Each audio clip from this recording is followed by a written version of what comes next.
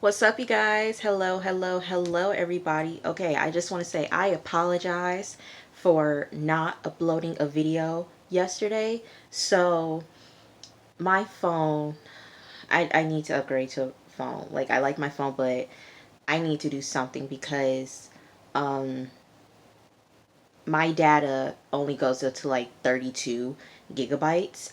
And I was trying, like, I uploaded the video, everything was uploading, but it was just taking forever. So I went into my phone, cleaned out some storage. And, like, have y'all ever had that feeling to, like, where you done something, like, you should have done it? Like, you did something, and then, like, dang it, I should have done it.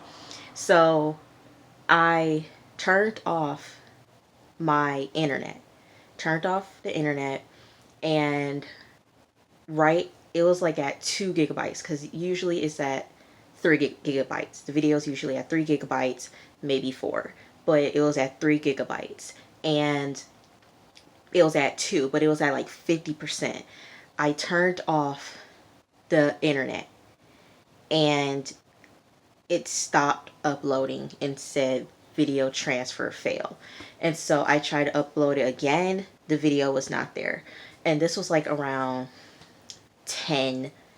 around 10, no, like 11:30 at night. And so I'm like so annoyed, and I need to either get a new phone with unlimited storage or something, because this is just annoying. So this is why I can't wait to get my new computer and do the videos from there and upload it from my computer. But I'm sorry y'all didn't get a video yesterday. I hate doing that. Like, I really do. Like, I literally say, you're getting videos on Monday, Wednesday, and Friday. Y'all are getting videos. I hate when I can't deliver on a promise that I've made, and that really makes me upset. That really makes me mad. So, once again, I am so sorry that you guys didn't get a review. It's my fault. I shouldn't have turned off my internet. Just stupid, stupid, stupid, stupid. But here we are, from Tuesday's night's episode of Mayans MC, season 3, episode 4, Our Gang's Dark Oath. So, man, I did a good review too. I really did, but y'all, I'm gonna make it up to you. Make it up to y'all. Okay, um, so this is episode 4. So we pick up where we left off. Adelita showing up unannounced, popping up out of nowhere, surprising Angel after him and Nails just got done, doing the deeds or whatever, okay? So he hasn't seen her in a minute. It's been a while since what happened last season. And, oh my gosh, let me fix my hair. Okay, with what happened last season. And he's asking her, like, where's the baby? Like, is he okay? Like, what's going on? And she told Angel that the baby died. Um, so we see Easy, he's working out, getting ready to start his day. And then we see Pops. Pops, he was in his funk, in his depression state because of what happened with Mama Galindo and everything like that.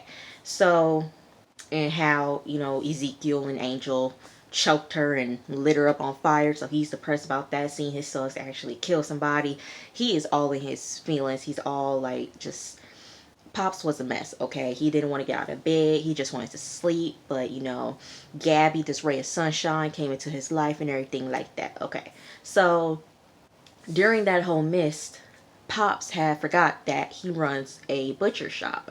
And so he goes to the butcher shop and everything's cleaned out. Bills are all on the floor. And, he realizes that I work with meat. I'm a butcher. I work with raw meat. So meat has to be, has a certain time to where it's not good anymore. So Pops forgot about that and he went into the back, and all of the meat is spoiled and there are flies everywhere and it smells. So Pops was like, dang, I must have been really in a funk. So that's what he got to deal with, and he calls someone for help, help him clean up it. So we see Bishop waking up at the mayor's house, and shout out to, thank you to, oh, I forgot your name, but thank you for telling me that Bishop and the mayor were married. That's his ex-wife. So thank you for that, homie. Thank you. Um, the mayor comes out and she says, Izzy called and she said that you look like trash. And so Izzy is Alvarez's wife. And I feel like I said last episode, I think that Alvarez's wife and Bishop had something and Alvarez came along and took her. That's what I feel like. Okay. So she also brings up Aiden. And what I think right there is that um, either their son or daughter, because Aiden is I consider Aiden to be a neutral name, but either their son or daughter is dead. Something happened, and the anniversary of Aiden, is coming up, and her and Bishop, they commiserate about the past, and she's talking about how she wants to do better in her life, and it's like Bishop doesn't want to hear all that. So we see Nails. Nails is the girl that Angel has been hooking up with. Um, she comes in and she's kind of upset and down about what's going on with Angel and everything like that. And we see Hank trying to cheer her up and make her smile. And he seems kind of into Nails, and I can kind of see that. I'm like, oh, that's really sweet. Um, so there's a club meeting, and Bishop is pissed. I would be pissed too if there is a whole bunch of money just sitting there. There's like thousands and thousands and thousands of dollars just sitting over there. Nothing is happening, and that's a whole bunch of heroin that they have. And so I would be pissed too. So they trying to find out who's snitching. Tasha's like, man, it's probably Alicia. You might not know in jail, you could flip and everything like that. Then somebody says it's Vicky. They like, nah, it can't be Vicky. But then Vicky had a bone to pick with the club because of the tunnel situation and what happened to Riz. So they trying to cross eliminate, who the one that could have snitched the cops. So Bishop was like, look, we better do something before Alvarez finds out. Because if Alvarez finds out, then it's going to go downhill from there.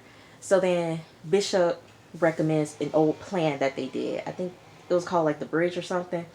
But Tazo was like, man, that's not going to work. It's too risky. Not a lot of successful rate. And with the government being advanced now, there's a whole bunch of drones and technology. Man, stuff can go south real quick. But there's no other way that they can do something. So they got to make this money fast. They got to move this heroin fast. They got to do what they got to do. So Bishop was like, okay, Gilly, you get north. Take Coco along with you. And Taz and Creeper, you get south. All right, let's handle it. Okay. So the SOA member, I forgot his name, but he rode with Happy, and he was there at the meeting last season, and then he rode up with Happy an episode ago. Yeah. So I forgot his name. But he meets with Paulo, and homie couldn't tell Charmin where he was going or where his cousin's at, because he don't want them to find out that his cousin and him is rocking with Paulo and his crew. So homie tells Paulo, man, you weren't supposed to hit the Mayans like that. You were supposed to hit them that hard. You weren't supposed to do all that now. And man, payback's gonna come.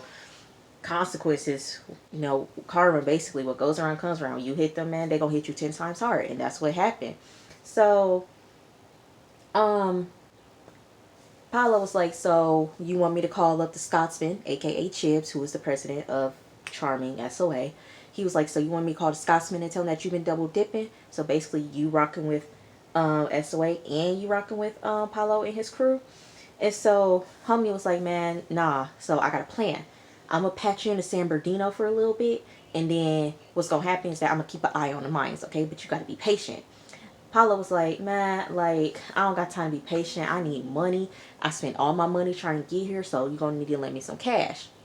So homie turned his back around, give him some money, and then out of nowhere, Paolo suffocates him. I said, Chips is going to be mad. And homie mentioned it during that scene. He was like, Mayans and SOA, Like, you know, everything's starting to go good and one little mess up could start a war. I'm like, you think? You think? Because in SOA, y'all remember, Mayans and Charming SOA, they didn't rock with each other. They didn't like each other. They hated each other. All right, they didn't care. They shot one. It didn't matter. You kill my crew, I'm gonna kill your crew. Tit for tat. That's how it was all the time. And so it got to that point to where, you know what, we work better together. All right, so let's not be enemies anymore and let's rock together. All right, let's be allies. And that's what happened. Let's not take 10 steps back and be back at square one. Like, please do. Let's don't let that happen. But it's gonna happen sooner or later. It's gonna happen. Okay, Mayans and SOA gonna be back to where they were. So next we see y'all know, like, around holidays where, like, major parts of, you know, where you live at, like downtown or like busy streets or anything like that, like they be hanging up stuff for like decorations and everything like that. They be doing that here in Flint, like major streets and everything like that, and downtown they be like decorating different places with like ornaments and stuff like that for holidays. Basically, these three random people were hanging like ornaments, okay? Just hanging, just like, what is going on here? Like, what? And so we see Paloma, she gets out of the car and she is freaking out because she's like, what's going on? And so we see Ezekiel, he's waiting to see Alicia, and he's tapping his thumb, you know, banging it against the table. He's nervous. And then he starts getting flashbacks of him, of his time in prison, him getting beat up, and then him in his room creating a shank, and then the next day stabbing someone, stabbing him in his side. And so he's remembering about that. And Alicia comes out. And basically that whole conversation was like, she didn't snitch. You know, she didn't tell her cellmate because all she doing is getting beat up and people taking her food, and she misses her family. Basically, Ezekiel was like, look here, you need to shut down your emotions, okay? Shut it down. Turn off your emotions, because people will use that against you, and they'll take your emotions and they'll just take advantage of you. They will use those as weakness, so you need to turn off your emotions real quick. And once you get out, turn it back on. But then she also mentioned that she spoke with Vicky because Vicky came over to see her a while ago. So Vicky's the only person that she came in contact with. So Ezekiel's like, okay, bet. So in this case, I don't feel sorry for Alicia. I really don't. Alicia, I don't feel sorry for her because nobody didn't tell you to put your foot on the gas and drive across, like, past security. Nobody didn't tell you to do that. You was nervous. You was shaking like a leaf. You was talking a lot, just rambling, and just, you were just a nervous wreck. And it looked like the cop was going to let you go, but you was being nervous. And when he told you to pull over to the right, you decided to slam your foot on that accelerator and drive off, and your tires got messed up. That was your fault, okay? And so I don't feel sorry for you. I really don't. Okay, you should have took an edible. You should have took something to calm your nerves down, because, girl, nobody didn't tell you to do that. Okay, so I don't feel sorry for her. Okay, so Miguel sees Paloma, and this scene made me laugh. This scene made me laugh. He tried to comfort her, and cause she's shooken up. He tried to comfort her and try to kiss up on her. She was like, "Man, move! Like, get out of my face, move, get away from me." I would have done the same thing too. If I'm angry, I'm upset, I'm freaking out, don't try to hug me. Like, move, get off of me. So she tells him that three of her staffers, those were the ones that were hanging. They're the ones that got killed, and that she called the people's families and everything like that, and they're upset about it. And she was like, man, it's this new generation gang out here that's doing all this stuff. And basically the whole conversation was like, she's mad at Galindo because he's not carrying his weight of the bargain. He's not doing what the cartel saying that they were going to do. So she's pissed of him about that. Um so we see Creeper, he's chilling with the lady whose tunnel goes to her house. And this was a funny little scene. He was like, man, because Taza came up and he was like, man, how do you say I'm hungry in Spanish? And Taza told him something completely different. And I'm like, well, homie, like, ain't you, like, don't you know some Spanish? And this is like, so first generation um children. So like your parents is from Mexico, Honduras, El Salvador, um, Puerto Rico, Dominican Republic, um, freaking Venezuela, Colombia, Argentina, Chile, any Hispanic um, countries and everything like that. So you come here and you're born in the United States. Don't they teach you like Spanish automatically, or it's like, do y'all not like, do they not speak the Spanish with you because they want to learn English and they want that to be your first language? Or like, I don't understand it, because like, shouldn't y'all know Spanish or something like that? Educate me, correct me, but like, I'm like, shouldn't you know like a little something something, like, shouldn't you know a little Spanish, homie? But I mean, educate me, educate me, because I love to learn. um but yeah, he said something completely different. But that was funny. But because they be like LA Mexicans, or they be like, yo, I'm a LA Mexican, or it's like, I'm this and this. I'm like, well, shouldn't you know like some Spanish or something like that? Like I said, educate me, because I'm fascinated with like the Hispanic, Latin, Mexican culture. That stuff is fascinating to me, and I respect y'all 100. I respect y'all. Cause we see each other, we get each other's struggles. So we see Gabby. Gabby be jamming, bro. She be listening to music like nothing. She be jamming. So she's helping Pops clean up the butcher shop, and Pops bring out pictures of the family, and she's looking at him, admiring his wife, and you know looking at pictures of Ezekiel and everything like that. Um, so Gilly and Coco, they come back to the clubhouse, and Gilly, he asks Coco, like, are you good? You okay? Coco's like, yeah, I'm good.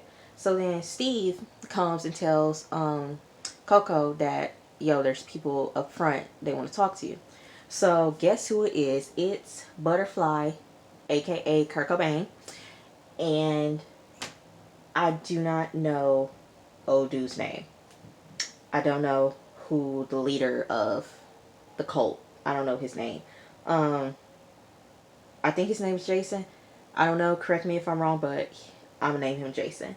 But um, Jason is there because he shows Coco um, a picture that he took of him, because Hope set him up. Hey, hey, girl, hey, hey, Hope, hey, Vanessa, hey, girl, hey. So Hope, mm, mm, mm. Hope, she's setting Coco up, and she's using him.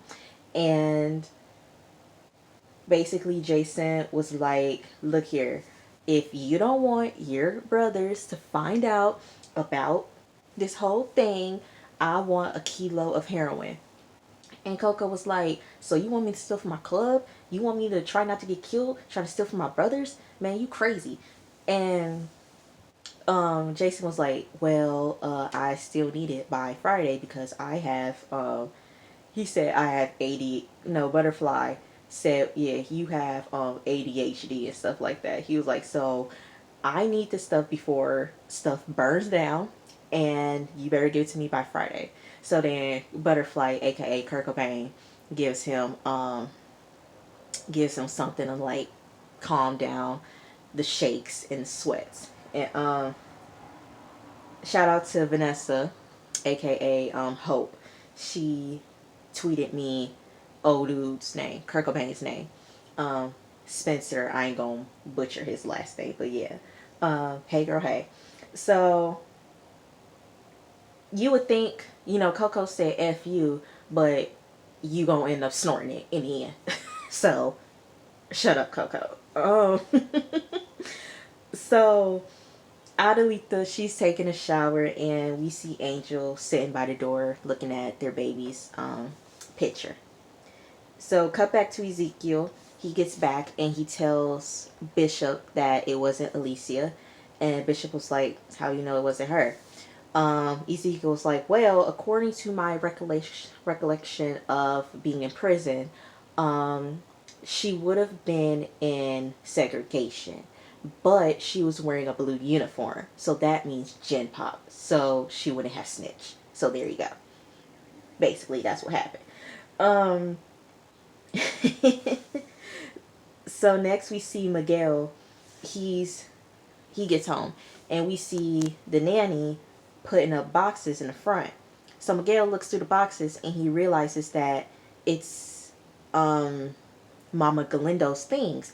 And Emily comes and he freaks out. He was like, why are you doing this? Why are you doing this? Why you touch your stuff? You have no right to touch your stuff. You have no right to do this. You shouldn't. And he freaks out and he walks away, yelling in front of the baby too. And I kind of agree with him. Don't touch, don't touch my mom's stuff. Don't do that. Don't do that. Don't touch her stuff without talking to me first about what we gonna do with her stuff. So don't get all free willy and everything like that, packing up her things. Nah, you talk to me first before you pack anything, okay? So we see Adelita, and Angel like asks her, yo, like what happened to the baby? Like what happened with you? Tell me, like what's going on? So then she tells Angel about her growing up after her family got killed. She was like, I was taken in by these women, but ended up being a brothel. And I cooked and I cleaned and I seen these men come and go. And, I had to do something to earn my keeps here. So one day I went into the kitchen, got a paring knife, cut my own throat because I didn't want to be here. I wanted to be with my family. And so she was asked him like, so you want to know how it was with Potter? I couldn't find a knife. So she wanted to kill herself when she was being held captive with Potter. And so she going through it. Adelita's going through it. So we see Steve. Steve is at Vicky's house. And he was like, look here, Bishop needs to see you immediately. Vicky was like, okay, let me get my things. Okay? So she goes in the house, gets her things. She goes out the back door. She sneaks out the back door. She goes through the tunnel, and she turns on the light. There's Creeper. He look at her and he says, dang, Vicky. And then out of nowhere, pow! Taza kills her right then and there. And I'm like, she had to go. She had to go. Because first couple episodes, she seemed sketchy. I'm like, nah, she gotta go. She gotta go quick. Like, you gotta go. Bam. That was your cue to go, girl. We see Gabby. She's hanging out with Ezekiel for the night. She's at his place. And she tells him, man, like, let's listen to some music and everything like that. Like I said, Gabby likes to jail. And Ezekiel's like, I don't really listen to music that much. Gabby was like, what? You don't listen to music that much? You are crazy. Listen to this. So they listen to music. They vibing. And he holds her hand. And then he started kissing her. I said, okay, Ezekiel, you better get it. Because it's been a minute since you had something. So they making out. They about to get it in. And then all of a sudden he has a flashback. And I said, dang. Dang it. So I was rooting for him. I'm like, man, you need something. So Gabby asked him, like, where did you go? And I was the same as Ezekiel. He was like, I'm right here. And she was like, no, where did you go mentally? And that whole conversation, I'm going to summarize it for y'all. That whole conversation was Gabby saying, call me when you get your stuff together. Call me when you're all good, okay? Call me at the ungodly hour, according to Chloe and Hallie, okay? Call me when you get your stuff fixed out, okay? Call me. Goodbye. So, this is wrapping up towards the end of the episode. We see Galindo. He's going into Mama Galindo's room, and he just cries. He's just crying. He is a mess. Angel and Alita, they talk about the baby some more.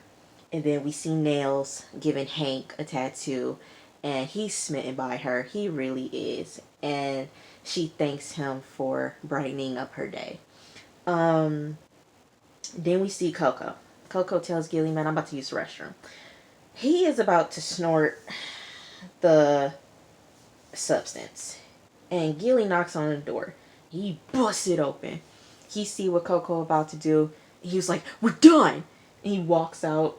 I mean, you would think at that point, like, Coco would be like, dang, like, I really got a problem. Like, I really need to stop. Like, this is ridiculous. I am just a wreck right now. You would think he would, like, flush it down the toilet, or he would, you know, wash it down the sink. No.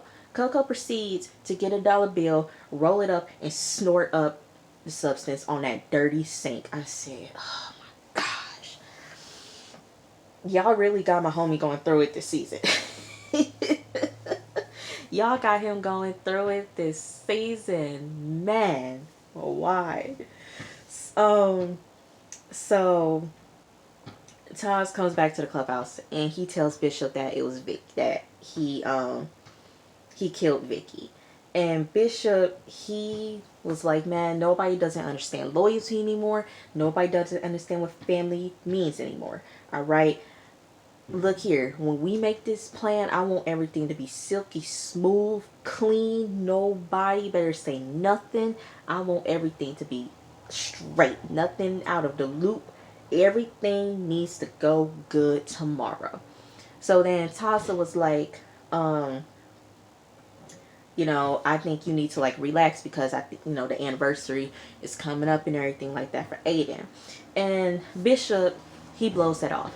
And I said this last episode, I tweeted about it, and I said in the last review, I feel like Bishop is about to become Clay Morrow.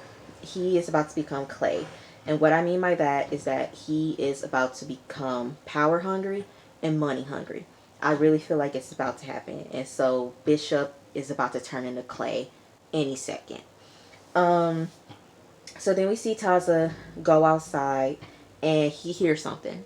He looks towards the motorcycle rack, and he walks toward it, and he sees the SOA member dead. And he realizes that Paulo is about to come, and he is about to shake up Santo Padre Charter.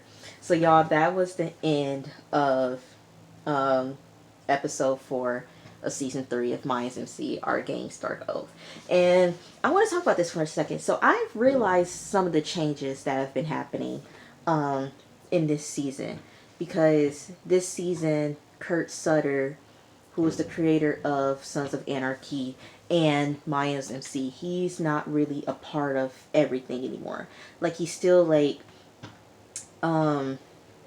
his name is still on the credits as executive producer and created by, but he doesn't have control over how the show goes.